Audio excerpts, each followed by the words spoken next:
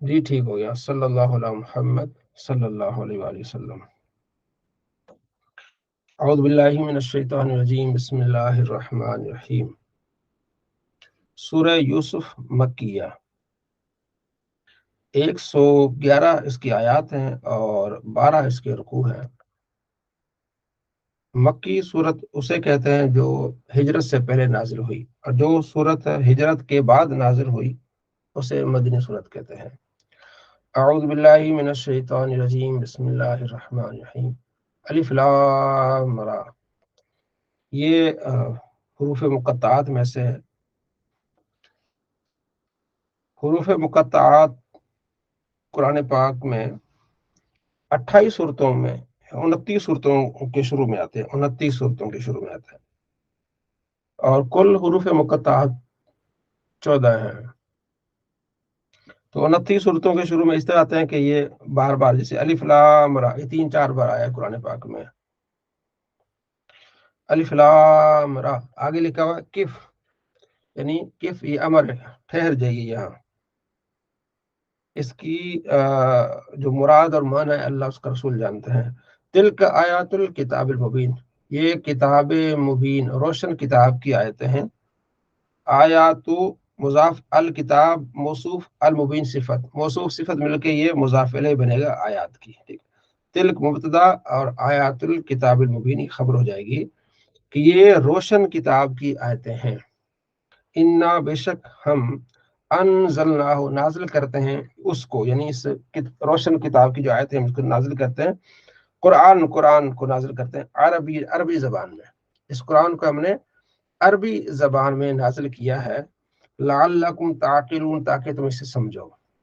کیونکہ یہ مکے میں نازل ہوا، نبی علیہ السلام مکے میں تھے اور وہاں کے جتنے بھی رہنے والے تھے وہ مکی تھے، یعنی عربی تھے، تو عربی میں قرآن پاک کو اللہ نے نازل کیا انہی کے زبان میں، تاکہ انہیں سمجھ آ جائے۔ لعلکم تعقلون، تاکہ تم سمجھو۔ کسی اور زبان میں، عبرانی میں ہوتا تو پھر انہیں ترجمہ کرنے کے لیے بندے چاہیے، مترجمین چاہیے، تو اللہ نے آسانی کر دی کہ اس قرآن کو ہم نے عربی زبان میں نازل کیا ہے تاکہ اسے سمجھو، غور کرو اور اس پر کیا کرو، عمل کرو۔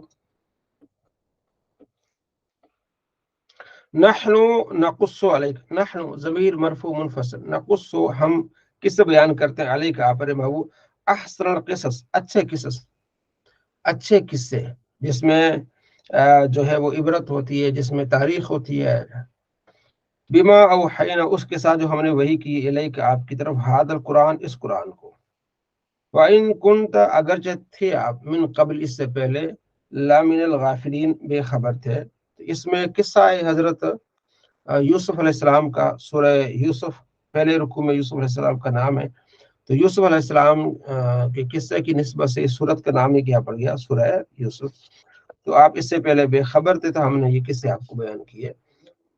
اذ قال یوسف، قصہ یہاں سے شروع ہوتا ہے۔ اذ قال یوسف، جب یوسف علیہ السلام نے کہا، لیا بھی، اپنے والد سے، یعقوب علیہ السلام سے۔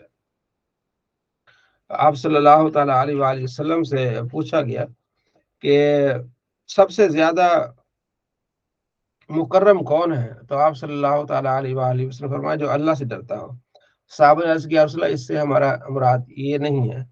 پھر آپ نے فرمایا کہ سب سے زیادہ مکرم حضرت یوسف علیہ السلام ہیں، اس لیے کہ وہ نبی کے بیٹے ہیں اور وہ نبی کے بیٹے ہیں۔ یوسف علیہ السلام یعقوب علیہ السلام کے بیٹے ہیں، یعقوب علیہ السلام حضرت اسحاق علیہ السلام کے بیٹے ہیں، اسحاق علیہ السلام حضرت ابراہیم علیہ السلام کے بیٹے ہیں۔ پوری ایک لڑی ہے، پوری ایک چین ہے بہترین طریقے سے۔ تو پھر صحابہ نے عرض کیا رسول اللہ ہماری مراد یہ نہیں ہے۔ تو پھر آپ نے فرمایا تم معادن عرب کے متعلق مجھ سے سوال کر رہے ہو۔ لوگ معادن ہیں، یعنی خزانے ہیں، جو زمانے جاہلیت میں بہتر ہے وہ زمانے اسلام میں بھی سب سے بہتر ہوگا، بشرطے کہ وہ فقیہ ہو، سمجھدار ہو۔ تو زمانے جاہلیت میں جو فقیہ ہے، سمجھدار ہے، تو جب زمانہ اسلام میں آئے گا، مسلمان ہوگا، تب یہ فقیہ ہوگا، زیادہ سمجھدار ہوگا، لوگوں کو فائدہ دے گا۔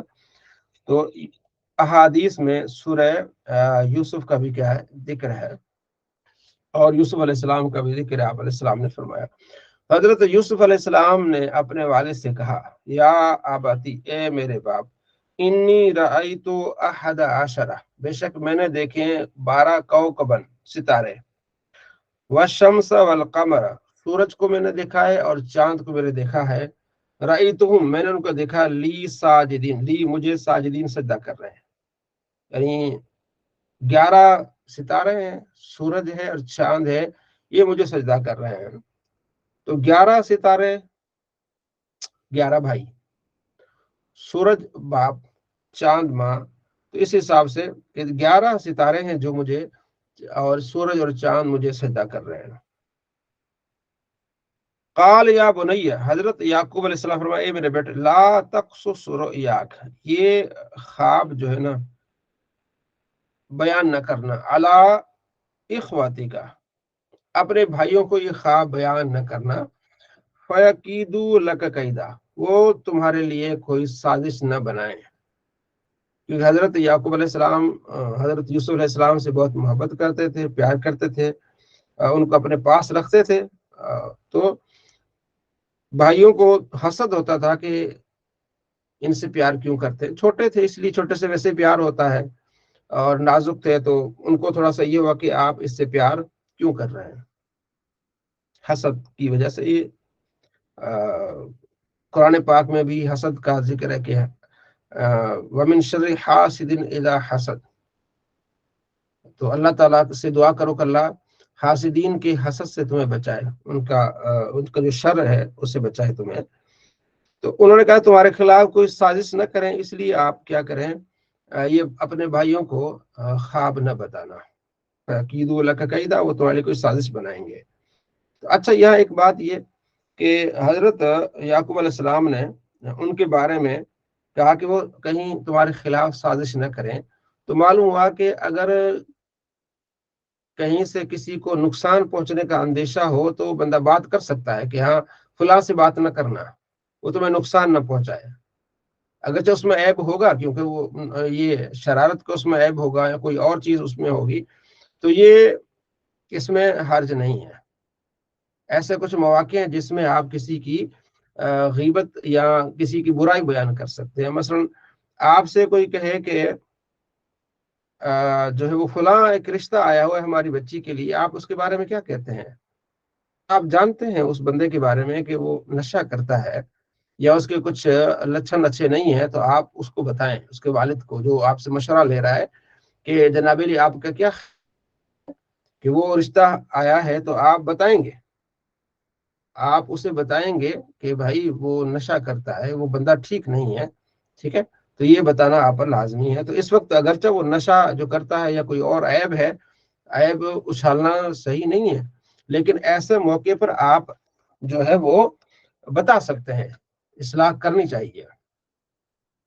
تو یہاں حضرت یعقوب علیہ السلام نے کہا کہ وہ آپ کے خلاف سازش نہ کریں، تو یہ قرآن سے ثابت ہوا کہ اگر کہیں سے نقصان ہونے کا خطرہ ہو تو ان چیزوں کو بتایا جا سکتا ہے۔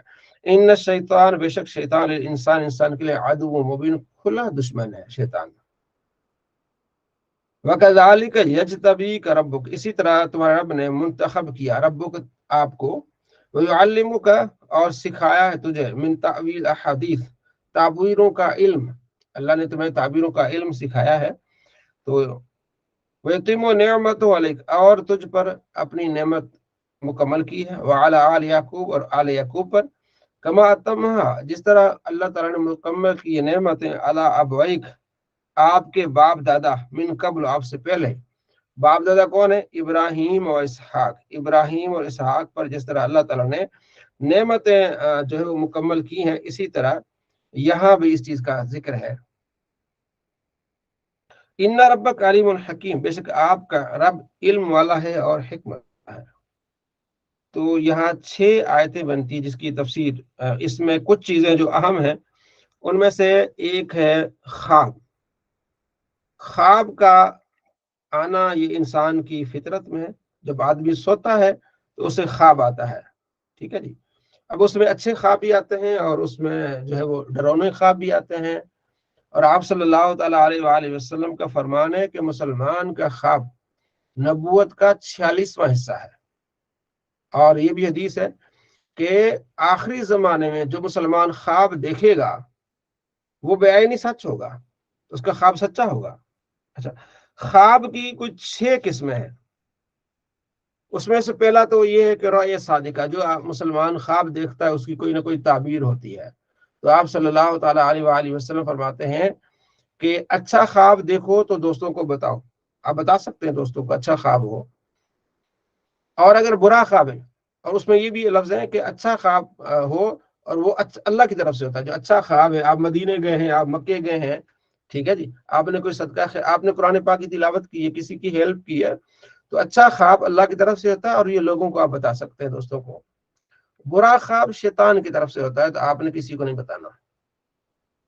تو جب نہیں بتائیں گے تو انشاءاللہ نقصان بھی آپ کو نہیں ہوگا. تو برا خواب آپ نے نہیں بتانا. تو پہلی قسم ہے اچھے خواب کی، اور زیادہ تر اچھا خواب جو ہے وہ صبح صادق کے وقت بھی آ سکتا ہے، دوسرے ٹائم بھی. تو اس کی تعبیر بھی ہے، اچھے خواب کی کیا تعبیر ہے. اس کے علاوہ جو خواب ہے، مثلا بے ربط چیزیں ہوتی ہیں، انسان پہاڑ سے گر رہا ہے یا ستارے ٹوٹ رہے ہیں، یہ اس وقت ہوتا ہے جب آدمی کا جو ہے وہ نیند بہتر نہ ہو، تھکا ہوا ہو، اس وقت بھی آ سکتا ہے. اسے کہتے ہیں اضغاث الاحلام، یعنی بے ربط خواب.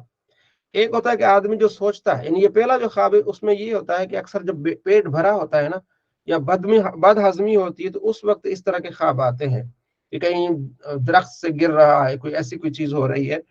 تو یہ یعنی کہ اس طرح بلڈ پریشر ہائی ہوتا ہے یا لو ہوتا ہے. دوسرا وہ کہ انسان جو سوچتا ہے نا دن کو، وہ رات کو اسی طرح کے خواب آتے ہیں. مثلا ایک باپ بیٹی کے بارے میں سوچتا ہے کہ اس کا اچھا رشتہ ہو، اس کی شادی کرنی ہے، تو خواب میں بھی اس طرح وہ آئے گا، ٹھیک ہے نا. تیسرا یہ ہوتا ہے کہ اگر بعض اوقات منہ پر کپڑا لپٹا ہوتا ہے یا لحاف ہوتا ہے یا کہیں کونے میں چلا جاتا ہے، تو اس طرح گھٹن میں ہوتا ہے، تو ایسی حالت میں بھی بے ربط خواب دیکھتا ہے، ٹھیک ہے. اور اسی طرح بعض اوقات انسان کے ذہن میں غیر شعوری خواہشیں ہوتی ہیں، تو اس پر بھی اس کے کافی سارے خواب اس کو آتے ہیں، ٹھیک ہے. تو جو خواب ہے یعنی کہ ایسا خواب جس کی تعبیر ہو سکے. اور تعبیر آپ نے پوچھنی کس سے ہے؟ تعبیر آپ نے پوچھنی ہے جو خوابوں کی تعبیر جانتا ہو. ہر ایرے گیرے کو سے آپ نے نہیں پوچھنی، اور ہر عالم بھی خوابوں کی تعبیر کا ماہر نہیں ہوتا. میرے سے اکثر سوال کرتے ہیں، پوچھتے ہیں، میسج کرتے ہیں کہ اس خواب کی تعبیر آپ بتائیں. تو میں انہیں واضح کہہ دیتا ہوں کہ میں اس بارے میں ماہر نہیں ہوں، خوابوں کی تعبیر کے بارے میں ماہر نہیں ہوں. تو ماہر کون ہوگا خوابوں کی تعبیر کے بارے میں؟ ماہر وہ ہوگا سب سے پہلے متقی اور پرہیزگار ہو، کیونکہ یہ ایک چھٹی حصے اس کی تعبیر بتانی ہوتی ہے اکثر. دوسرا نمبر، اسے جو خواب ہیں قرآن پاک میں، حضرت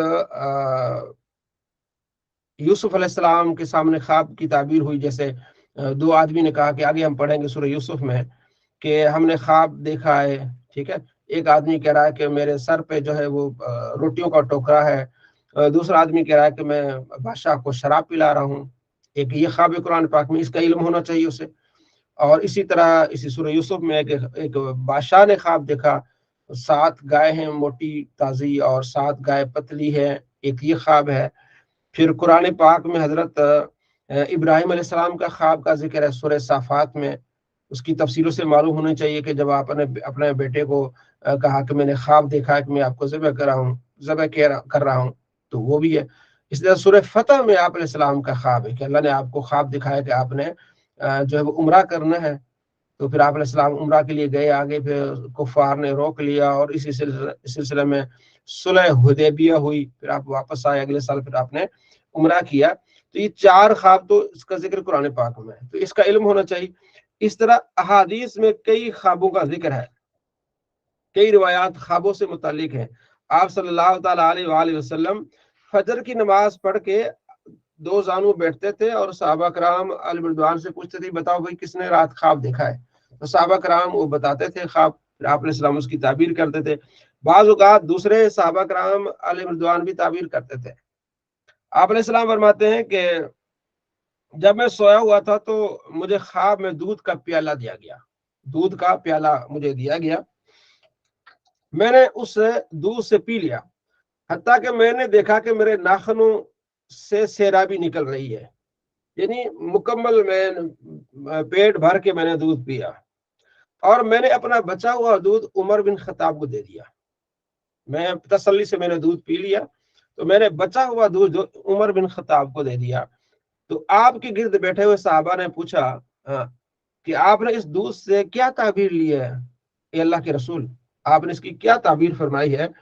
تو آپ صلی اللہ تعالیٰ علیہ وآلہ وسلم علم، یعنی کہ عمر بن خطاب کو علم ملے گا، میرا بچا ہوا انہوں نے یہ پیا ہے، اس دودھ سے تعبیر کیا؟ علم۔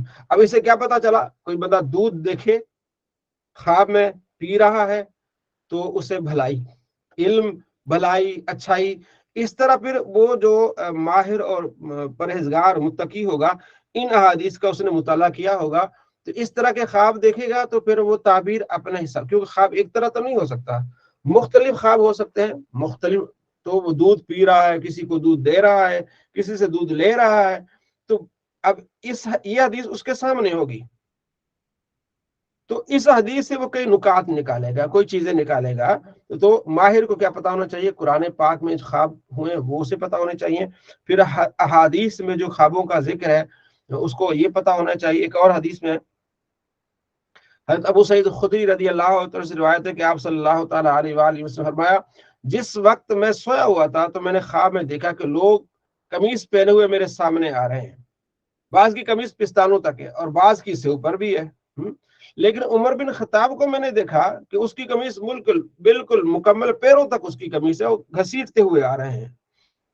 صحابہ نے پوچھا یا رسول اللہ اس سے کیا تعبیر مراد لے رہے ہیں آپ علیہ السلام؟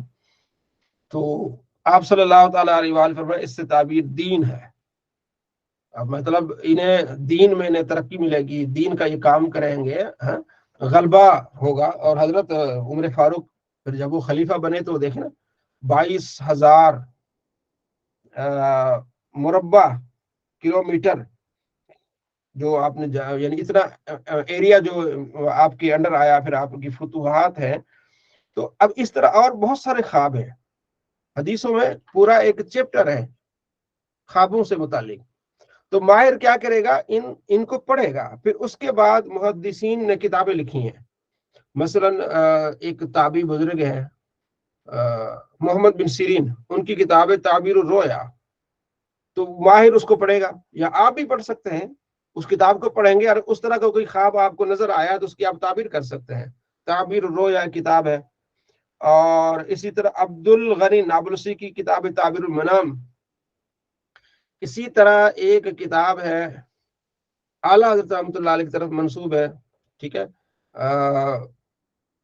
اردو میں وظائف کی کتاب ہے، تو میرے علم میں اس کا نام اجے صلی اللہ علیہ وسلم، اس کے اینڈ پہ بھی جو تعبیریں کافی لکھی ہوئی ہیں، ٹھیک ہے جی، تو جس میں یعنی کہ فضا جو وظیفے وغیرہ ہیں، ٹھیک ہے، جو اعلیٰ حضرت نے وظیفے لوگوں کو بتائے تو انہوں نے جمع کی ہیں، تو اس کتاب کے آخر میں بھی کافی ساری جو ہے وہ تعبیریں بتائی گئی ہیں۔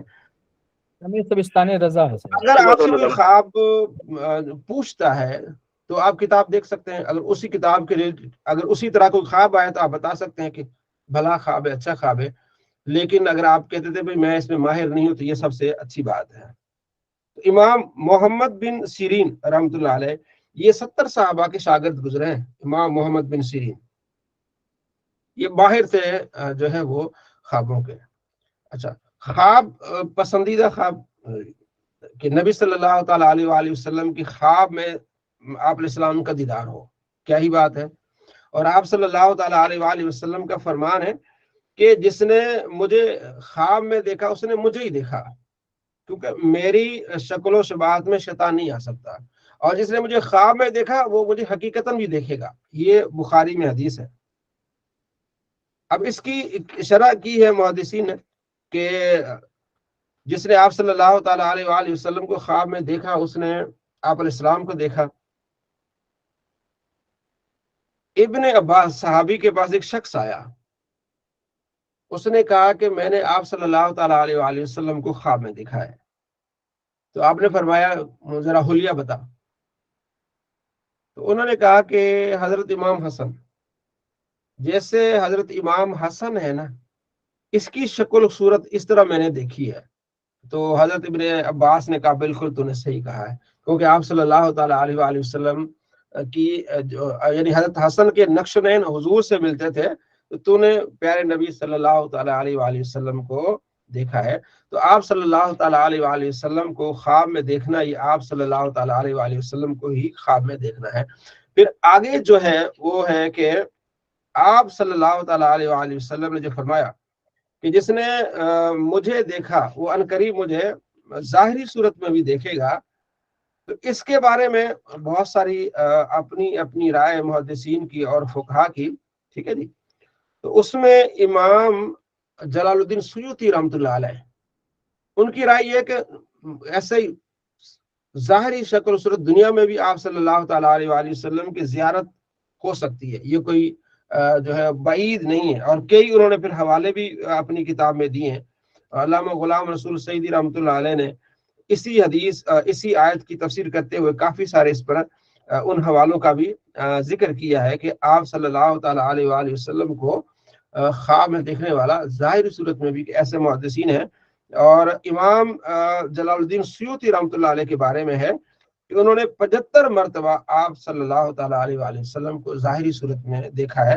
اور انہوں نے اپنی کتاب میں ایک محدث کہتے ہیں کہ میں نے ان کا خط پڑھا ہے۔ اور بہت بڑے ایک عالم دین ہیں دیوبند کے، محمد انور کشمیری، انہوں نے بھی اس پہ لکھا ہے کہ ہو سکتا ہے کہ بیداری میں بھی زیارت آپ صلی اللہ تعالیٰ علیہ وآلہ وسلم کی کوئی کر سکتا ہے، کیونکہ آپ علیہ السلام نے فرمایا۔ اچھا، ایک ترمذی میں حدیث ہے، حضرت ابن عباس عبداللہ بن عباس رضی اللہ تعالیٰ عنہما، انہوں نے خواب دیکھا کہ دوپہر کو سوئے ہوئے آپ صلی اللہ تعالیٰ علیہ وآلہ وسلم کو خواب میں دیکھا انہوں نے۔ آپ علیہ السلام کے ہاتھ میں شیشی ہے جس میں خون ہے، اور آپ صلی اللہ تعالیٰ علیہ وآلہ وسلم کے بال پرا گندہ ہیں، پریشان حال ہے آپ علیہ السلام۔ تو عرض کیا رسول اللہ صلی اللہ علیہ وسلم اس شیشی میں کیا ہے، تو آپ پریشان کیوں ہیں؟ تو آپ علیہ السلام نے فرمایا کہ یہ شیشی میں میرے حسین کا خون ہے اور ان کے ساتھیوں کا خون ہے، تو وہ آج شہید ہوئے تو میں ان کے اس خون کو جمع کر رہا ہوں۔ مشکات المصابیح میں جو فضائل کا چیپٹر اس میں یہ حدیث ہے۔ تو وہ کہتے ہیں مجھے جاگ آ گئی، کیونکہ ابن عباس طائف میں رہتے تھے، تو وہاں طائف سے پھر مدینے آتے تھے۔ طائف مکے کے تو قریب ہے لیکن مدینے سے بہت دور ہے، تو راستے میں تھے یا کسی اور جگہ گئے ہوئے تھے بہرحال۔ وہ پھر انہوں نے دن نوٹ کر لیا اور وقت بھی نوٹ کر لیا، تاریخ جو بھی ہے۔ جب مدینے آئے تو انہیں پتہ چلا کہ امام حسین رضی اللہ تعالیٰ عنہ شہید ہو چکے ہیں۔ انہوں نے جو اپنا لکھا ہوا دیکھا تو دیکھا کہ واقعی بھی 10 محرم ہے، جمعے کا دن ہے اور سارا کچھ تفصیل ہے۔ تو اس سے معلوم ہوا کہ آپ صلی اللہ تعالیٰ علیہ وآلہ وسلم قبر انور میں موجود ہیں، اور آپ جدھر چاہیں آپ دیکھ سکتے ہیں۔ آپ ملاحظہ فرما سکتے ہیں کہ کربلا میں میرے چہیتے اور میرے نواسے کو شہید کیا جا رہا ہے، تو آپ علیہ السلام وہاں اس کو یعنی کہ ملاحظہ فرما رہے ہیں۔ اسی کو ہم کہتے ہیں حاضر ناظر، کہ آپ علیہ السلام کہیں بھی موجود ہیں تو آپ علیہ السلام جدھر بھی نگاہ توجہ کریں وہ چیز آپ سے دور نہیں ہے۔ بخاری میں حدیث ہے، غزوہ موتا میں آپ علیہ السلام نے صحابہ کرام علیہ رضوان کو بھیجا، حضرت فرمایا کہ یہ پہلے جھنڈا زید کو دیا جا رہا ہے، پھر جعفر کو دیا جا رہا ہے، اگر زید شہید ہو جائے پھر یہ جھنڈا جعفر اٹھا لے، جعفر شہید ہو جائے تو پھر یہ جھنڈا عبداللہ بن رواحہ اٹھا لے۔ تو جاتے ہوئے صحابی کچھ رو رہے تھے کہ حضور نے فرمایا ہم نے شہید ہونا ہے، تو یعنی ملتے ہوئے آنکھوں سے آنسو تھے۔ تو آپ علیہ السلام مدینے میں موجود تھے، تو آپ علیہ السلام لائیو بتا رہے تھے کہ اب زید جو ہے وہ شہید ہو گئے، اب جھنڈا اٹھایا ہے جعفر نے، حضرت علی رضی اللہ تعالیٰ عنہ کے جو بھائی ہیں جعفر۔ اب جھنڈا کس نے اٹھایا جی؟ جعفر نے اٹھایا ہے۔ اب جعفر شہید ہو گئے، عبداللہ بن رواحہ نے جھنڈا اٹھایا ہے۔ اب یہ جو بات ہو رہی نا آپ علیہ السلام کی، تو یہ مدینے میں مسجد میں نبوی میں ہو رہی ہے بات، اور وہی بات فوراً جو ہے وہ پھر وہاں سے بچے اٹھ کے نا کچھ نوجوان بھی، تو وہ جا کے گھروں میں بتا رہے ہیں، جعفر کے گھر میں بھی جا کے بتایا انہوں نے، تو وہ انہوں نے رونا شروع کر دیا۔ حضرت عائشہ رضی اللہ تعالیٰ فرماتی ہیں کہ ایک شخص آیا، عرض کیا رسول اللہ، ان کے گھر میں تو رونا شروع ہو گیا ہے، تو آپ علیہ السلام فرمایا ان کو کہو خاموش ہو جائے، روئے نہیں۔ تو وہ شخص گیا، پھر آ گیا، عرض کیا رسول اللہ وہ تو چپ نہیں ہو رہی، وہ تو رو رہی ہیں۔ تو حضرت عائشہ کہہ رہی کہ مجھے غصہ آ رہا تھا کہ بھائی اس کو رہنے دو، اگر وہ نہیں چپ ہو رہی تو بار بار حضور کو کیوں بتا رہے ہو؟ تو آپ علیہ السلام نے فرمایا کہ اب جعفر شہید ہو گیا۔ تھوڑے دیر کے بعد فرمایا کہ اب عبداللہ بن رواحہ شہید ہو گیا۔ یہ بخاری میں حدیث ہے، غالباً 1246 نمبر اس کا نمبر ہے۔ فرمایا کہ عبداللہ بن رواحہ شہید ہو گیا۔ اب جو ہے خالد بن ولید نے وہ جھنڈا اٹھا لیا ہے، خالد بن ولید نے جھنڈا اٹھا لیا ہے۔ تو خالد بن ولید نے بڑی حکمت عملی کرتے ہوئے، آپ دیکھ لیں کہ 3000 مسلمان تھے اور وہ 3 لاکھ فوج تھی غزوہ موتا میں۔ آپ پڑھ کے حیران ہوں گے کہ یہ کیا ہو رہا ہے، 3000 اور 2 لاکھ کے قریب، 2 لاکھ یا 3 لاکھ کے قریب وہ عیسائیوں کی وہ وہاں ان کی فوج تھی، اور مسلمانوں نے کلمہ پڑھ کے جب شروع ہوئے جناب ان کی صفیں بچھا دی، کاٹ کاٹ کے ان کو مارا۔ اور اسی جنگ میں حضرت خالد بن ولید کی 9 تلواریں ٹوٹ گئی تھی، 9 تلواریں۔ اب تلوار لوہے کی ہوتی ہے، مار مار کے ان کو ادھیڑ دیا۔ اور پھر خالد بن ولید نے بڑی حکمت عملی سے اپنے لشکر کو پیچھے کیا، اور اگلے دن مطلب لڑائی ہونی تھی تو آدھا لشکر بیک پہ کیا دوسری سائڈ پہ، تاکہ کفار یہ سمجھے کہ بھائی ادھر سے مسلمان آ گئے، ادھر سے مسلمان آ گئے، تھوڑا بہت ادھر حملہ کر کے ادھر حملہ کر کے ان کو تھوڑا سا ڈرایا جائے، اور پھر آہستہ آہستہ پیچھے ہٹایا جائے۔ پھر آپ نے آہستہ آہستہ ان کو اپنے ساتھیوں کو پیچھے ہٹاتے ہٹاتے پھر آپ باہر آ گئے بڑی حکمت عملی سے ان کو ٹولیاں بنا کے۔ اور یہ بھی آپ نے اس لیے کیا تاکہ ایسا نہ ہو کہ ہم جب پیچھے ہٹیں اور ہم اپنے پیچھے جگہ پر جائیں تو ایسا نہ ہو کہ پیچھے ہم پر حملہ کریں، ان کو ایسا ڈرایا جائے کہ بھئی ان کو پیچھے کمانڈ مل رہی ہے۔ تو یہ حضرت خالد بن ولید رضی اللہ تعالیٰ کی حکمت عملی تھی۔ تو اس میں تقریباً بہت تھوڑے مسلمان شہید ہوئے، حالانکہ 2 سے 3 لاکھ فوجیوں کے مقابلے میں 3000 اور بہت تھوڑے جو ہے وہ مسلمان جو شہید ہوئے۔ تو یہ بڑی دھاک بیٹھی تھی مسلمانوں کی ان کفار پر، وہ حیران ہو گئے تھے وہاں کے علاقے والے کہ بھئی 3000 کدھر اور 3 لاکھ کدھر، اور ان پتہ ہی نہیں چل رہا تھا ان عیسائیوں کو کہ وہ ان کی لڑائیاں تو ہوتی رہتی تھی ایرانیوں سے، لیکن پہلی مرتبہ ٹاکرا ہوا تھا مسلمانوں سے، وہ تو حیران ہو گئے تھے۔ تو اس میں آپ علیہ السلام واضح طور پر یعنی کہ وہ منظر بتا رہے تھے کہ فلاں شہید ہوا، فلاں فلاں فلاں۔ اس کو ہم کہتے ہیں حاضر ناظر، کہ آپ علیہ السلام جدھر بھی توجہ فرمائے وہ چیز آپ علیہ السلام سے دور نہیں ہے۔ اب یہ مطلب ہرگز نہیں کہ ہر جگہ آپ علیہ السلام موجود ہیں۔ کچھ لوگ ایسے ہیں جو ہمارے عقیدے کو سمجھتے نہیں اور اپنی طرف سے عقیدے بنا لیتے ہیں، بھئی سنیوں کا عقیدہ یہ ہے کہ مطلب نبی علیہ السلام ہر جگہ موجود ہے، ایسا نہیں ہے۔ اور کچھ سنی جو بیچارے ہوتے ہیں وہ بھی اس طرح کی باتیں کرتے ہیں۔ مثلا ہمارے ہاں محلے میں ایک شخص آیا کہ بھئی اب محفل ہو رہی ہے، اس محفل میں حضور حاضر ہے، یہ غلط بات ہے، ایسا نہیں ہے۔ یا جو کہہ دیتے ہیں ان پڑھ ہوتے ہیں، تو ان پڑھ کے کہنے کی وجہ سے عقیدہ نہیں ہوتا، تو یہ کہنا بھی غلط ہے کہ حضور اب ہماری محفل میں آ گئے ہیں، تمہیں کس سے پتہ چلا؟ کہ جہاں محفل ہوتی ہے حضور تشریف لا جاتے ہیں، ایسا نہیں ہے کہ جہاں میں محفل ہو حضور تشریف لے جائیں، ایسا نہیں ہے۔ آپ علیہ السلام کی مرضی کسی محفل میں چلے جائیں، وہ ہمیں نہیں معلوم۔ اس لیے یہ کہنا کہ محفل میں حضور بیٹھتے ہیں، آ جاتے ہیں، یہ اپنی طرف سے کہنا یہ گناہ ہے۔ تو عقیدہ یہ حاضر ناظر کا کہ نبی علیہ السلام تشریف فرمائے مدینے میں، جدھر بھی آپ علیہ السلام توجہ فرمائے وہ چیز آپ علیہ السلام سے دور نہیں ہے۔ اب یہ تو ہو گیا دنیا میں۔ ابھی آپ علیہ السلام جو قبر انور میں بیٹھے ہیں، آپ علیہ السلام برکات آپ علیہ السلام پر ہوں، تو اب جو میں نے آپ کو واقعہ سنایا ہے حضرت ابن عباس کا کہ امام حسین رضی اللہ عنہ کی شہادت کی بات بتائی آپ علیہ السلام نے، قبر انور میں ہے، تو پتہ چلا کہ ابھی آپ جدھر بھی توجہ فرمائے وہ چیز آپ سے دور ہے نہیں۔ اور ایک مشہور واقعہ آپ نے سنا ہوگا، حضرت ابو ہریرہ رضی اللہ تعالیٰ عنہ کہ آپ علیہ السلام نے ان کو فرمایا، یہ بھی مشکات المصابیح میں پہلے قرات کے چیپٹر میں ہے کہ یہ کھجوریں ہیں ذرا ان کی حفاظت کرنا۔ رات کو ایک چور آیا، لپیں بھرنے لگا تھا، ابو ہریرہ نے اس کو پکڑ لیا، تو کہا کہ میں حضور کی بارگاہ میں تمہیں پیش کروں گا۔ اس نے کہا کہ میں محتاج ہوں، غریب ہوں، بچے ہیں، تو مہربانی کر کے مجھے چھوڑ دیں۔ تو آپ علیہ السلام نے اسے چھوڑ دیا، ابو ہریرہ رضی اللہ عنہ سے چھوڑ دیا، رحم آ گیا۔ صبح جو ملاقات ہوتی ہے تو آپ علیہ السلام پوچھتے ہیں کہ تیرے رات والے چور کا کیا بنا؟ 2310 یہ غالباً بخاری میں حدیث ہے، 23/11/2311۔ تو کہتے ہیں کہ یا رسول اللہ اس نے اپنی حاجت مجبوری کا ذکر کیا، میں نے اسے چھوڑ دیا۔ تو آپ علیہ السلام نے فرمایا اس نے جھوٹ بولا ہے، وہ دوبارہ آئے گا۔ آپ علیہ السلام اپنے گھر میں، اور یہ واقعہ کدھر ہو رہا ہے؟ حضرت ابو ہریرہ کے ساتھ ہو رہا ہے۔ وہی کا بھی کوئی ذکر نہیں کہ وہی آپ علیہ السلام پر وہی نازل ہوئی اور اللہ نے آپ کو علم عطا فرمایا۔ اس میں علم غیب بھی کا بھی پتہ چلتا۔ اچھا، پھر آپ علیہ السلام جھوٹا اس نے پھر آنا ہے۔ تو حضرت ابو ہریرہ رضی اللہ عنہ کہتے ہیں کہ میں ایکٹیو ہو کے بیٹھ گیا اگلی رات، کیونکہ حضور نے فرمایا آنا ہے، اس نے آنا ہے۔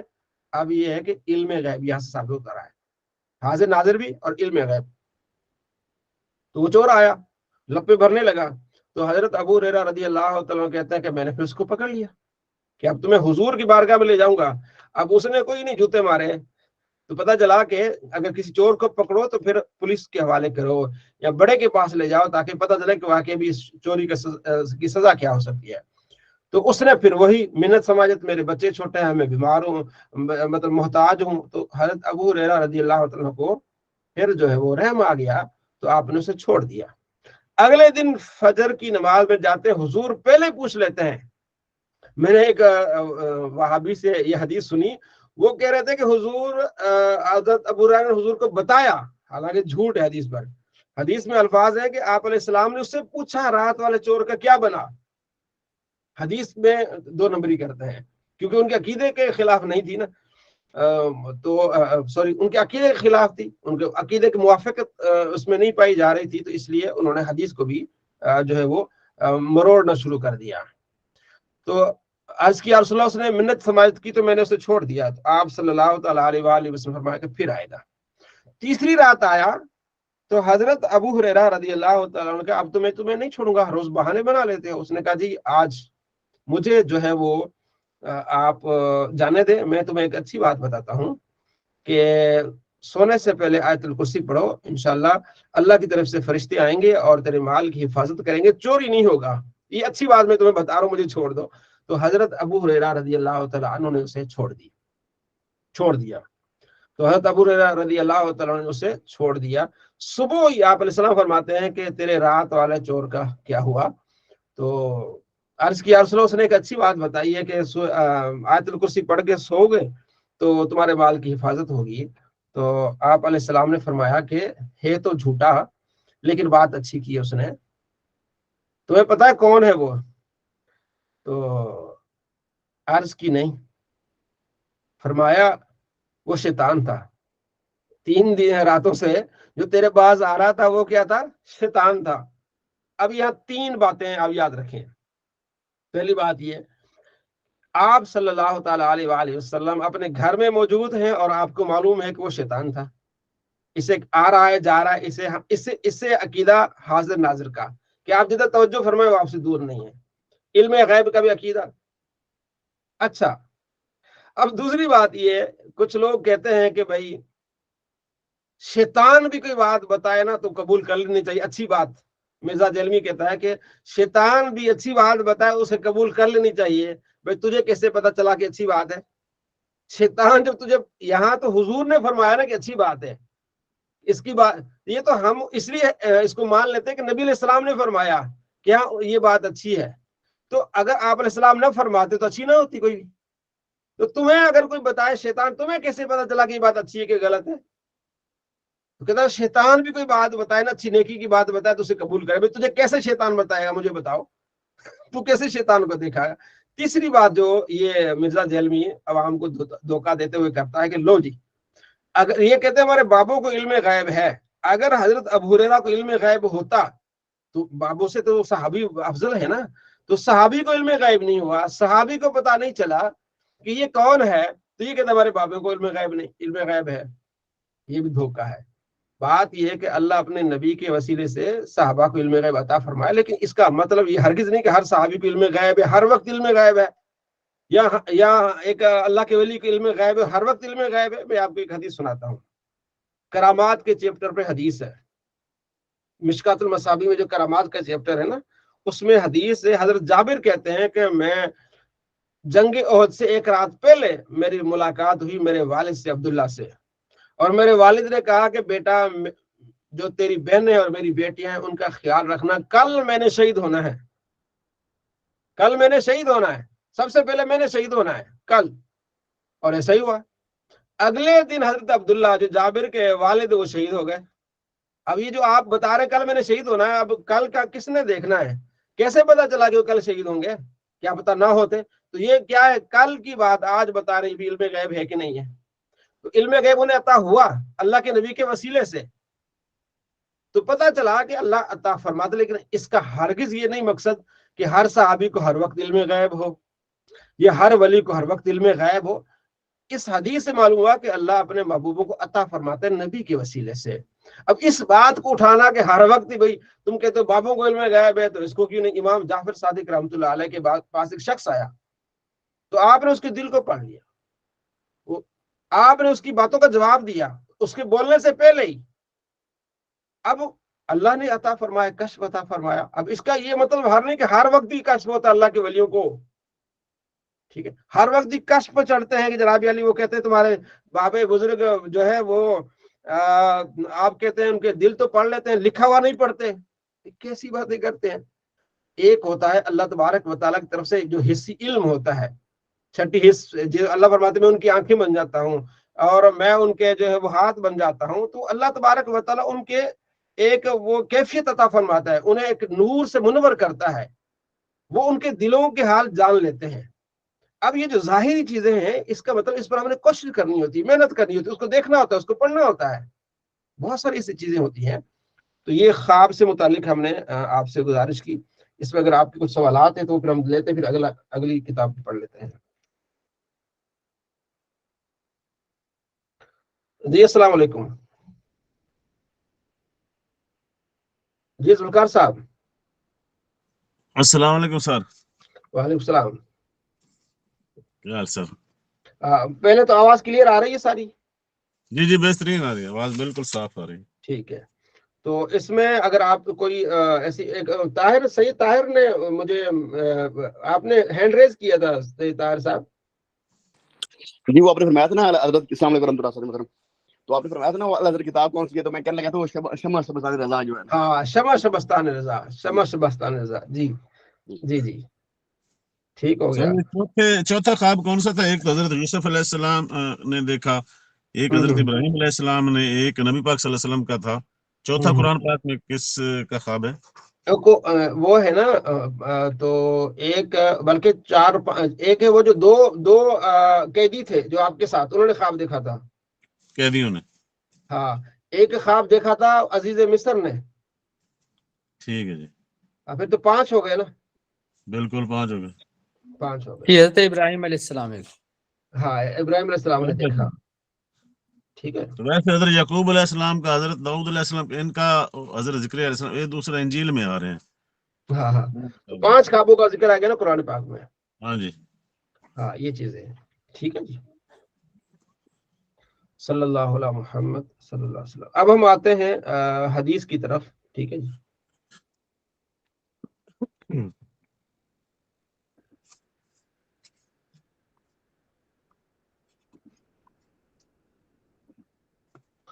مشکات المصابیح، ایک منٹ۔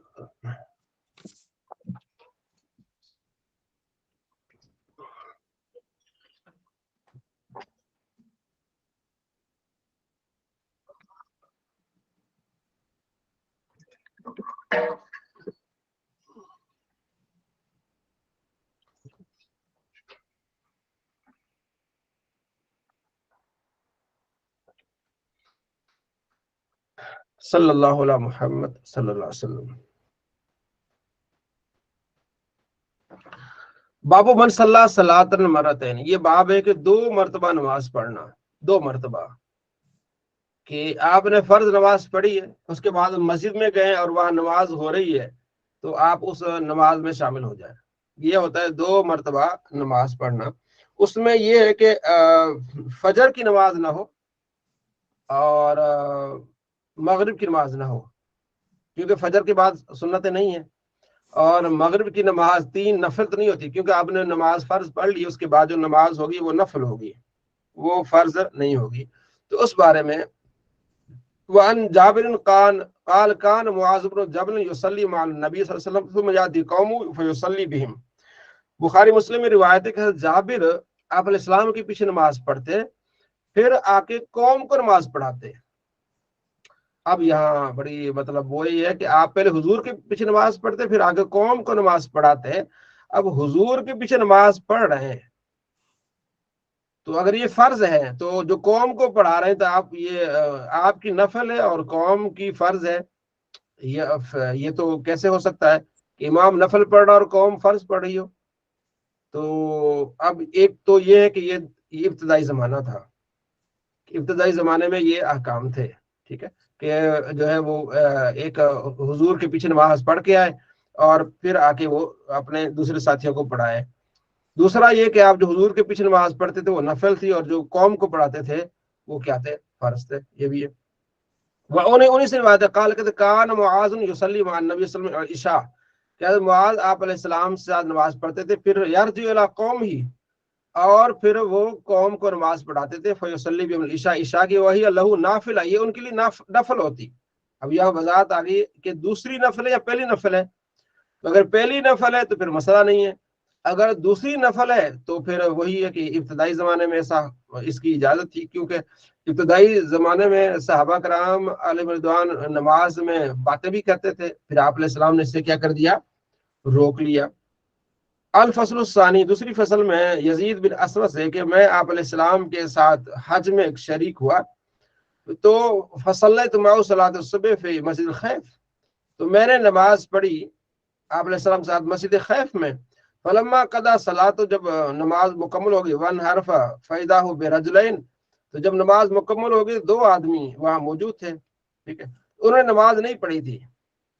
تو آپ علیہ السلام نے فرمایا کہ کیا ہوا، ان کو نماز نہیں پڑھی، ٹھیک ہے، تو ان کو بلایا گیا، فجیع بہما، تو وہ لائے گئے، ترعدو فرائسہما، تو وہ بڑے کانپ رہے تھے کہ حضور بلا رہے، پتہ نہیں کیا ہو گیا۔ فقال ما منعکما، تو حضور نے فرمایا تمہیں کیا ہوا ہے کہ تم نے نماز نہیں پڑھی ہمارے ساتھ؟ فقالا یا رسول اللہ صلی اللہ علیہ وسلم انا كنا قد صلینا فی رحالنا، از کہ ہم پہلے اپنے نماز پڑھ کے آئے اپنے گھر میں۔ فلا تفلا، تو آپ نے فرمایا کہ ایسا کیوں کیا؟ اذا صلیتما فی رحالکما، ٹھیک ہے، تو جب تم نے نماز پڑھی اپنے گھر میں، ثم اتیتما مسجد، اور تم مسجد میں آئے جماعت، فصلیا معهم، تو تمہیں چاہیے کہ وہ نماز پڑھ لو۔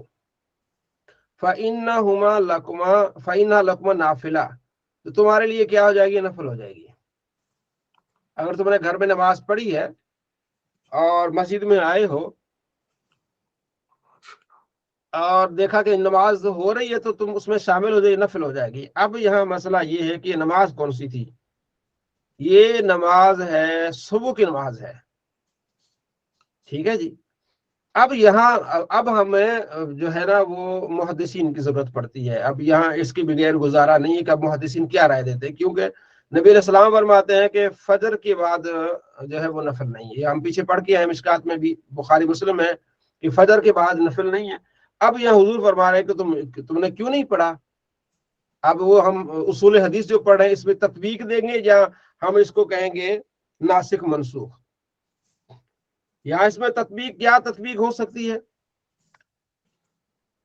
تطبیق تو نہیں ہو سکتی، کیونکہ اس حدیث میں منع ہے فجر کے بعد نفل پڑھنا، اور اس حدیث میں ہے کہ آپ پڑھ لیں، تو پھر یہاں یہ ہوگا کہ یہ ناسخ منسوخ ہوگی۔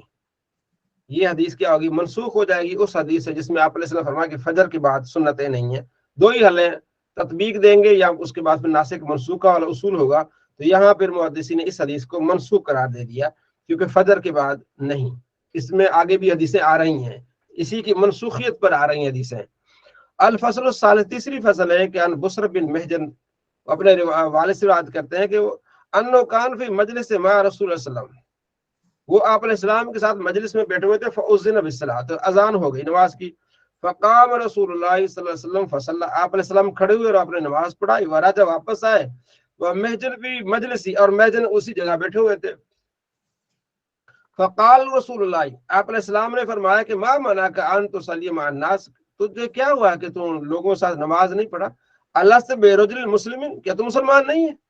یعنی تو جو بیٹھا ہوا ہے تو مسلمانوں کا عمل تو نہیں ہے کہ اذان ہو جائے مسلمان بیٹھا رہے، نہیں، کیا تو مسلمان نہیں ہے تو نماز پڑھ لیتا؟ فقال بلا یا رسول اللہ، عرض کیا رسول اللہ میں مسلمان ہوں، ولکنی کنت قد صلیت فی اہلی، میں اپنے گھر میں نماز پڑھ کے آیا تھا۔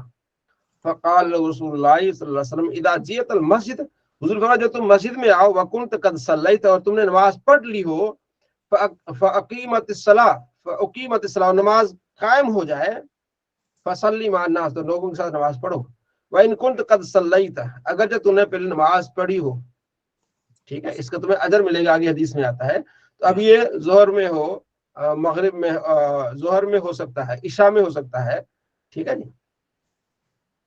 اچھا، اب کیا معلوم ہوا کہ اگر آپ نماز پڑھ کے آئیں اور نماز کھڑی ہو رہی تو آپ نیت نفل کی کر کے آپ کھڑے ہو جائیں۔ وان رجل من اسد بن خزیمہ، اسد بن خزیمہ سے ایک آدمی تھا، اس نے سوال کیا، انو سال ابا ایوب انصاری، ابو ایوب انصاری جو صحابی رسول سے سوال کیا کہ قال کہتا یصلی احدنا فی منزلہ، ہم میں سے ایک بندہ اپنے گھر میں نماز پڑھ لیتا ہے، ثم یاتی المسجد، پھر مسجد میں آتا ہے، وتقام الصلاۃ، اور وہاں اقامت ہو جاتی ہے، کھڑی ہو جاتی نماز، فصلی معہم، تو کیا میں ان کا نماز پڑھوں؟ فاجد فی نفسی شیء من ذلک، میرے ذہن میں کچھ وسوسے ہیں کہ کون سی نماز مطلب پڑھ کے آیا ہوں، اب اس کا کیا کروں، اس کو نفل کہوں یا یہ فرض کہوں، مطلب میرے دل میں کچھ باتیں ہیں۔ فقال ابو ایوب صحابی نے کہا سألنا عن ذالک، ہم نے یہ بات پوچھی آپ علیہ السلام سے، یہی مسئلہ ہم نے پوچھا آپ علیہ السلام سے، تو آپ علیہ السلام فذالک لہ صوم جمع، تو آپ علیہ السلام فرمایا اس کا بھی تمہیں ثواب ملے گا، یعنی یہ نفل ہوگی، اس کا تمہیں ثواب ملے گا، تم اس میں شامل ہو سکتے ہو، ٹھیک ہے جی۔ وعن یزید بن عامر سے روایت ہے، اب یہ یزید دو تو صحابی یزید آ گئے، حدیث نمبر 1152 میں بھی یزید بن اسود آ گیا، اور جی 1155 میں یزید، تو یزید نام رکھا جاتا تھا صحابہ کرام علیہ رضوان کا، تو جب یہ واقعہ ہوا کربلا کا تو اس کے بعد یزید اس میں چونکہ اس کی حکومت تھی، تو اس وجہ سے اس کے بعد آہستہ آہستہ نفرت پیدا ہوتی گئی، تو اس کے بعد مسلمانوں نے یہ نام رکھنا مطلب چھوڑ دیا۔ اچھا، اس کے بعد بھی محدثین کے نام رکھے ہیں، یزید بن ہارون ایک بڑے محدث امام بخاری مسلم کے استاد ہیں، تو ان کا بھی نام تھا یزید بن ہارون، تو ایسا مسئلہ نہیں تھا، لیکن کچھ ایسے خناس لوگ ہیں تو وہ ابا یزید پر بڑے چڑتے ہیں، بھائی تمہارے ابا یزید ہیں تو ہمارے حسین ہیں، تو یہ ساری ڈرامے بازی ہوتی ہے، اور پھر جب اپنی باری آتی ہے ان کی، کہتے ہیں ناموں میں کچھ نہیں رکھا، ٹھیک ہے نا، یہ 2 نمبری آپ نے کبھی سنی ہوں گی، تو اگر کوئی صحابی کی تعلق سے یزید رکھ لے تو کوئی مرض نہیں، تو وہ اس چیز کا مذاق بناتے ہیں، تم یزید رکھو گے تو پھر کہیں گے ابا یزید آ گیا، یہ آ گیا، وہ آ گیا، خیر بہت سارے صحابہ کا نام یزید تھا، لیکن چونکہ اب اس اتنے بڑے سانحہ کی وجہ سے پھر کیونکہ اس میں یزید کی حکومت تھی، نام ترک کر دیا گیا۔ اچھا جی، اب بہت سارے ایسے آپ دیکھیں نا، غلام احمد کتنا بڑا خناس آدمی گزرا ہے، غلام احمد جو وہ قادیانی تھا، غلام احمد، ٹھیک ہے جی، اب ہم غلام احمد نام رکھتے ہیں کوئی مسئلہ نہیں، لیکن تھا وہ قادیانی، اس طرح بہت سارے، ٹھیک ہے، بہت سارے ایسے جنہوں نے نبوت کا دعویٰ کیا ہے، ایک محمد علی بھی ہے بابی، اس نے نبوت کا دعویٰ کیا، تو اب محمد علی تو پھر اب یہ سارے پھر ناموں میں نہیں ہے، ٹھیک ہے، تو ایسے لوگوں کو جب اپنی بات آتی ہے تو میٹھا ہاپا پر کروا تو اس طرح کی غلیظ زبان استعمال کرتے ہیں۔ اچھا، یزید بن عامر کہتے ہیں جئت رسول اللہ وہ فی الصلاۃ، میں حضور کے پاس آیا، آپ علیہ السلام نماز میں تھے، فجلس، تو میں بیٹھ گیا، ولم ادخل معه فی الصلاۃ، میں نماز میں داخل نہیں ہوا، فلم منصرف رسول اللہ رآنی جالسا، جب آپ علیہ السلام نے سلام پھیرا تو مجھے دیکھا کہ میں بیٹھا ہوں، فقال فرمایا الم تسلم یا یزید، اے یزید کیا تو مسلمان نہیں ہے؟ قلت بلا یا رسول اللہ، جی میں مسلمان ہوں، قد اسلمت، بے شک میں مسلمان ہوں، وما منعک ان تدخل مع الناس فی صلاتہم، تجھے کس چیز نے منع کیا کہ لوگوں کے ساتھ تم نے نماز نہیں پڑھی؟ قال انی کنت قد صلیت فی منزلی، یا رسول اللہ میں اپنے گھر میں نماز پڑھ کے آیا ہوں، احسب ان قد صلیت، میرا بھی گمان تھا کہ آپ نے نماز پڑھ چکے ہوں گے، فقال اذا جئت الصلاۃ فوجدت الناس فصلی معهم وان كنت قد صلیت، جب تو آئے لوگ نماز پڑھ رہے ہو تو لوگوں کے ساتھ شامل ہو جاؤ، تکن لک نافلہ، یہ تمہارے نفل ہو جائے گی، وہذی مکتوبہ، ٹھیک ہے، اور یہ کیا ہے لکھی ہوئی ہو جائے گی، فرض ہو جائے گی، ٹھیک ہے، یعنی وہ جو تمہاری فرض ہوگی اور یہ تمہارے کیا جی نفل ہو جائے گی. وعن ابن عمر سے روایت ہے قال رضی اللہ ان رجلا سالہ، ابن عمر سے ایک شخص نے سوال کیا، فقال اس نے کہا انی اصلی فی بیتی، میں اپنے گھر میں نماز پڑھتا ہوں. حدیث نمبر 1156. ثم ادرکو الصلاۃ فی المسجد مع الامام، پھر میں مسجد میں آتا ہوں تو امام صاحب نماز پڑھا رہے ہوتے ہیں، میں اس میں شامل ہو جاتا ہوں. فاصلی معه، نہ جو نماز میں افاصلی معه، تو کیا میں ان کا نماز میں شامل ہو جاؤں؟ مسجد میں آتا ہوں تو نماز ہو رہی تو میں اس میں شامل ہو جاؤں. فقال ان نعم، فرمایا جی ہاں شامل ہو جائیں. قال الرجل، پھر آدمی نے سوال کیا ایتہما اجعل صلاتی، اس میں سے پھر وہ میری اصل نماز کون سی ہوگی، گھر والی ہوگی کہ مسجد والی ہوگی؟ میں گھر میں تو پڑھ کے آیا ہوں کہ میں فرض پڑھ رہا ہوں، اب میری اصل نماز کون سی ہوگی، گھر والی ہوگی کہ یہ ہوگی؟ قال ابن عمر، ابن عمر وذالک الیک، یہ تیری بات تیرے دل میں جو آئی ہے، انما ذالک الی اللہ عز وجل، اس کو اللہ کی طرف موڑ دے. یجعل ایتہما شاء، اللہ کی مرضی ہے، جس کو فرض قبول کر لے جس کو نفل قبول کرے، تیرے دل میں یہ بات نہیں ہونی چاہیے. تو یہ ان کی رائے ہے، لیکن اصل جو زیادہ تحقیق ہے وہ اس چیز کی ہے کہ جو گھر والے میں پڑھ آیا ہے، پیچھے کیوں حدیثوں میں آیا، جو گھر والی وہ فرض ہے، جو بعد میں شامل ہوا ہے وہ کیا ہے، وہ نفل ہے. ٹھیک ہے، تو اس حدیث کی بنا پر کچھ محدثین نے اس طرح بھی گئے ہیں، بھائی پڑھ لی بس ٹھیک، ان میں سے جو اللہ چاہے قبول فرما لے.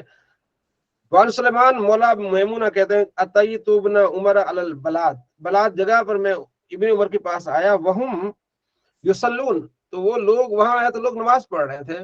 فقلت الا تصلی معهم، میں نے عرض کیا جناب علی ابن عمر آپ ان کے ساتھ نماز نہیں پڑھ رہے، یہ لوگ نماز پڑھ رہے ہیں.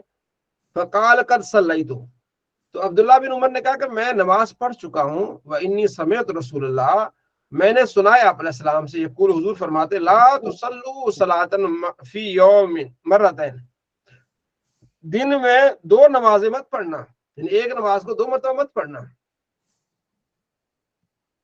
تو میں تو پڑھ چکا ہوں. اب سوال پھر وہی بیٹھتا ہے کہ بھائی آپ جو ہے وہ حضور کی تعلیم تو یہ ہے کہ آپ پڑھ لیں، تو آپ یہاں فرما رہے ہیں یہاں یہ بھی حدیث ہے وہ بھی حدیث ہے. اب یہاں آپ کا اصول فقہ آ جائے گا، جو آپ اصول فقہ پڑھ رہے ہیں اس پر آپ اس کو آپ دیکھیں کہ اب اس کو کیا کریں گے. جو آپ نے اصول پڑھے معمول کے کہ محکم حدیث، پھر مختلف فی حدیث، پھر ناسخ منسوخ، یا تطبیق دیں گے آپ، کیا کریں گے اب آپ؟ کیونکہ پیچھے تو آ گیا کہ حضور نے فرمایا اور سختی نے فرمایا کہ جب آؤ امام نماز جو ہے وہ پڑھا رہا تو تم اس میں شامل ہو جاؤ. اب یہاں یہ بھی صحابی صحیح روایت ہے، ابن عمر کہہ رہے ہیں کہ حضور نے فرمایا دو نمازیں آپ کر ہی نہیں سکتے. اب یہاں تطبیق دی محدثین نے کہ یہاں جو آپ فرما رہے ہیں کہ ایک نماز کو دو مرتبہ نہیں پڑھا جا سکتی، وہ نماز ہے جو جس کے بعد نفل نہیں ہوتے. مثلا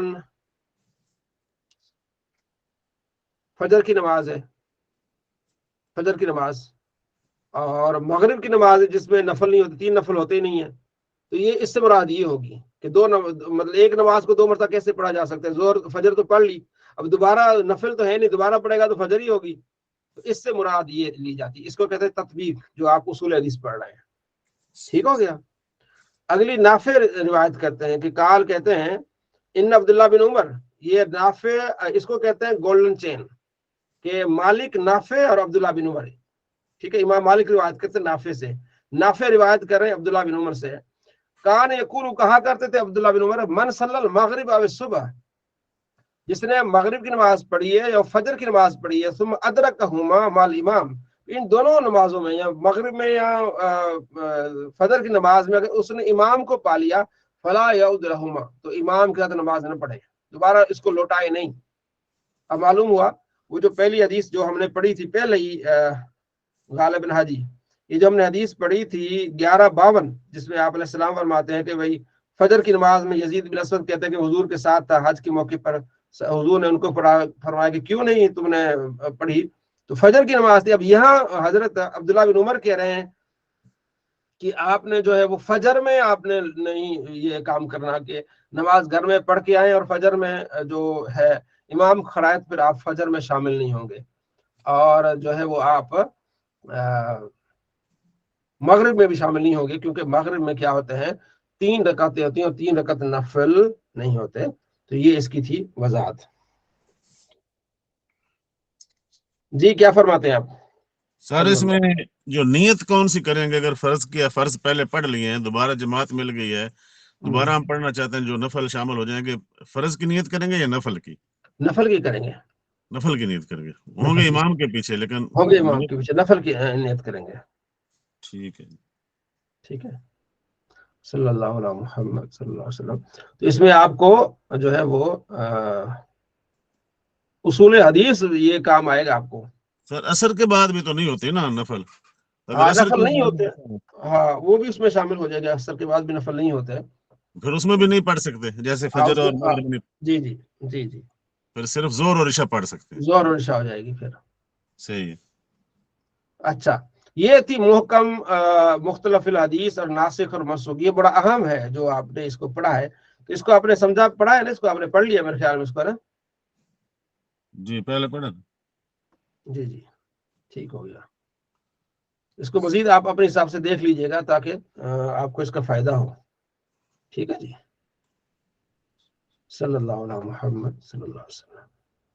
یہ بہت زیادہ استعمال ہوگا آپ کا، یہ جو ہے نا محکم مختلفی ناسخ و منسوخ بہت زیادہ استعمال ہوگا آپ کا. سند میں سکوت راوی کے اعتبار سے خبر مردود کی اقسام. اس اعتبار سے خبر مردود کی 5 اقسام ہیں: معلق، مرسل، معضل، منقطع، مدلس. ٹھیک ہے جی. سند میں سکوت راوی یعنی سند میں بیچ میں کوئی راوی رہ جائے. معلق وہ حدیث جس میں سند کی ابتدا سے کوئی راوی مصنف کے تصرف سے ساکت ہو جائے شروع میں ہی. اس کی ایک صورت یہ بھی ہے کہ چند راوی یا پوری سند کو حذف کر دیا جائے. مثلا یوں حدیث کی جائے، بیان کی جائے، قال النبی صلی اللہ علیہ وسلم کذا، آپ علیہ السلام نے ایسے فرمایا، اسے کہیں گے معلق. ٹھیک ہے، کہ ساری ہی سند جو ہے وہ حذف ہو گئی اور حضور نے فرمایا. یا شروع میں سند ختم کی جائے اور جو ہے وہ جیسے بخاری مشکات میں پڑھ رہے ہیں، یزید بن اسود کہہ رہے ہیں، شروع والی تو ہے ہی نہیں نا سند. تو یہ تو ویسا ہی انہوں نے مختصر کی ہے نا مشکات میں، چونکہ ان کی سند تو بخاری مسلم میں ہے. لیکن بخاری مسلم میں اگر ایسا ہو کہ حضور نے ایسے فرمایا، ایک صحابی کہتے ہیں حضور نے ایسے فرمایا، اور سند بیچ میں جو اس کی نہ ہو، تو اس کو پھر ہم معلق کہیں گے. اور بخاری مسلم میں معلقات، یہ آگے آپ پڑھیں گے کہ بخاری میں اتنے معلقات ہیں اور جو ہے وہ مسلم اتنی معلقات ہیں. تو کیا پتہ یہ چلا معلق کی 2 قسمیں ہو جائیں گی. ایک یہ کہ شروع میں راوی کو حذف کیا جائے اور صحابی کا نام لیا جائے، کہ حضرت ابو ہریرہ کہتے ہیں کہ حضور نے فرمایا، یہ بھی معلق ہوگی. ایک یہ تو بالکل ہی چیز چھوڑ دی جائے اور کہا جائے کہ قال النبی صلی اللہ علیہ وسلم، یہ بھی کیا ہو جائے گا معلق. مرسل وہ حدیث جس کی سند کے آخر سے تابعی کے بعد صحابی کا نام حذف کر کے اسے براہ راست سرکار سے روایت کیا جائے. تابعی وہ اسے کہتے ہیں جس نے صحابی کو دیکھا، حضور کو نہیں دیکھا، صحابی کو دیکھا، اسے کہتے ہیں تابعی. اور صحابی اسے کہتے ہیں جس نے حضور کو دیکھا ہے. ٹھیک ہے جی.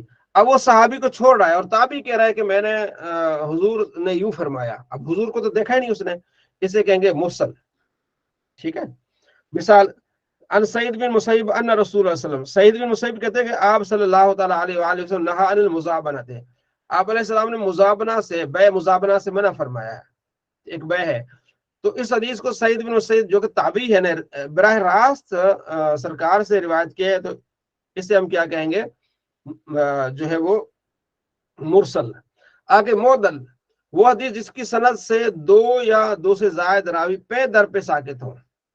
مثلا تبع تابعی حدیث بیان کرتے ہوئے نہ تابعی کا نام لے اور نہ صحابی کا، بلکہ براہ راست کہے کہ سرکار نے یوں فرمایا. تبع تابعی، تو تابعی کا بھی نام نہیں لیا اور صحابی کا 2 پے در پہ 2 واسطے اس نے چھوڑ دی، اسے کہے کہ معضل.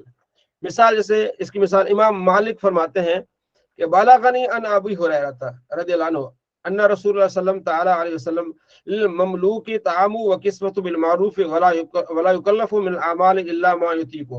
امام مالک فرماتے ہیں کہ مجھے حضرت ابو ہریرہ رضی اللہ عنہ سے روایت پہنچی ہے کہ رسول اللہ صلی اللہ علیہ وسلم نے فرمایا غلام کو دستور کے مطابق کھانا اور کپڑے دیے جائیں اور اسے اس کی طاقت بھر کاموں کا ہی ذمہ دار بنایا جائے.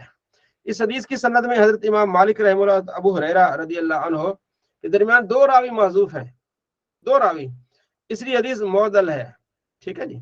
کیونکہ حقیقت میں امام مالک رحمہ اللہ محمد بن عجلان اور انہوں نے اپنے والد عجلان سے انہوں نے ابو ہریرہ سے روایت کی. دو بیچ میں رہ گئے، محمد بن عجلان اور عجلان. ٹھیک ہے.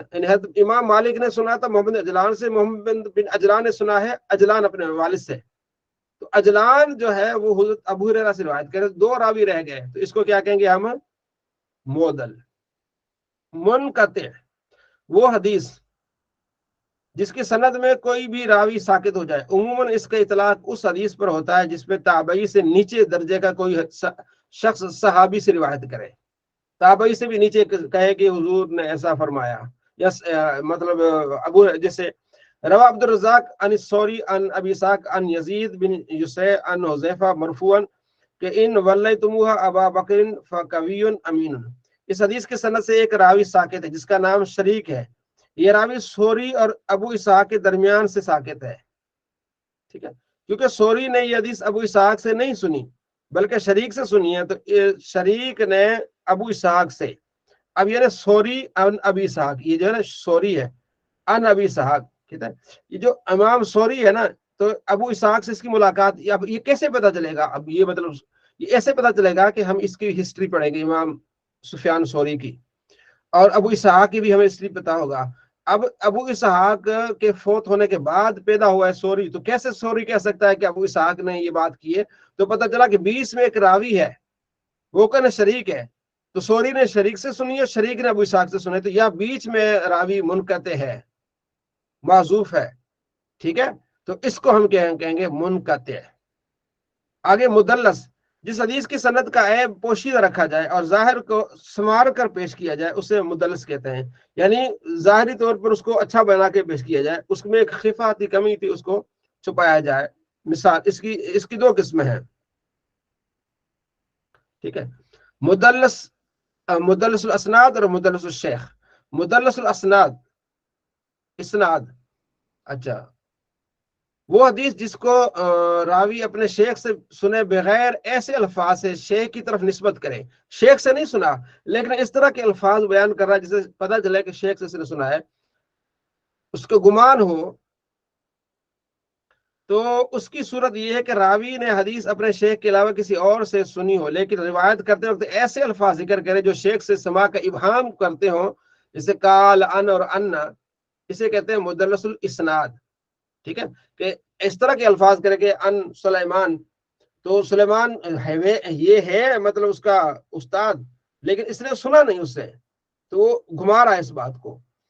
اچھا مدلس الشیخ وہ حدیث جسے راوی اپنے استاد سے نقل کرتے ہوئے اس کے لیے کوئی غیر معروف نام لے. پہلے نام لیتا ہے لیکن ابھی کیا کہتے ہیں غیر معروف نام لے، لقب، کنیت یا نسب ذکر کرے تاکہ اسے پہچانا نہ جا سکے. ایک راوی ہے جو چھوٹا ہے، اب استاد بڑا رتبے والا ہے، تو وہ کہتا ہے میں اس چھوٹے کا نام لوں گا، تو کہیں گے یار اس چھوٹے کا شاگرد ہے، تو بجائے اس کے نام لینے کے اس کا جو ایک لقب ہے غیر معروف ہے، وہ لقب استعمال کر کے تو حدیث بیان کرتا ہے. اسے کہتے ہیں مدلس شیخ. ہوتا تھا نا، کیونکہ ان کی اس میں یہ ہوتا تھا کہ اس میں بڑی عزت ہوتی تھی. حدیث پڑھ رہا ہے، سند اس کو اتنی یاد ہے، تو وہ پھر اس عزت کو قائم کرنے کے لیے بیچ میں یہ چیزیں بھی ہو جاتی تھی. تو یہ کہتے ہیں ان کا حکم ایسی احادیث ضعیف اقسام ہے، جتنی بھی حدیثیں میں نے پیچھے پڑھی نا ضعیف ہوگی ہے جب تک ان کا شاہد نہ ملے. ٹھیک ہے. نوٹ، ان کی مثالیں اگلی کتابوں میں آئیں گی. تدریس کا سبب کبھی یہ ہوتا کہ شیخ کے صغیر سن ہونے کی وجہ سے راوی ازرائے خیفت اس کا تذکرہ نہیں کرتا تھا کہ میرا استاد یار میں ایک عرصہ ہو گیا ہے، لیکن ہوتا ہے نا کوئی پڑھ کے آیا ہوتا ہے تو اس سے پھر حدیث لی جاتی ہے، تو وہ اس وجہ سے کہتا تھا کہ یار یہ کیسے کہیں گے کہ اتنا بڑا شیخ چھوٹے سے حدیث روایت کر رہا ہے. یا کوئی شیخ کوئی معروف شخص نہیں ہوتا تھا عوام میں نہ خواص میں، تو پھر اس حساب سے اس بات کو چھپانے کی کوشش کرتے تھے. تو یہ محدثین نے اس کی تحقیق کی تاکہ ایسا کام بھی نہ ہو. ٹھیک ہے. اگر یہ اس میں ایسی چیز پائی جائے تو ایسا کام نہ ہو، بلکہ حدیث بالکل پرفیکٹ یہ جو ہے بیان کی جائے. آگے مشق آپ نے خود کرنی ہے. معلق کی تعریف، مرسل کی تعریف، معدل، منقطع، مدلس تدریس. یہ کل میں سنوں گا آپ سے، سن کے پھر آگے ہم پڑھیں گے. کس نے سنانی ہے یہ ہینڈ ریز کرے. میں سنوں گا، نوشین بہن سے بھی سنوں گا. شاباش. اور جی سید جی غزالی جی ذوالفقار صاحب بھی آ گئے ماشاءاللہ. کل میں آپ سے یہ سنوں گا ایک ایک سے کہ یہ منقطع کسے کہتے ہیں، مرسل کسے کہتے ہیں، کہتے ہیں مرسل روایت ہے، ٹھیک ہے نا. تو یہ انشاءاللہ میں آپ سے سنوں گا کہ یہ چیزیں فصیح صاحب بھی مجھے سنائیں گے. تو انشاءاللہ پھر ہم یہ پڑھیں گے، تو حدیث پڑھ رہے ہیں تو انشاءاللہ بڑا فائدہ ہوگا انشاءاللہ. صلی اللہ علیہ محمد صلی اللہ علیہ وسلم.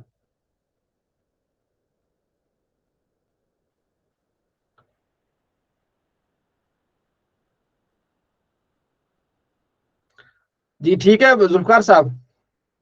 جی جی بالکل ٹھیک سر. ٹھیک ہے ٹھیک ہے، جزاک اللہ. الحمدللہ. جی.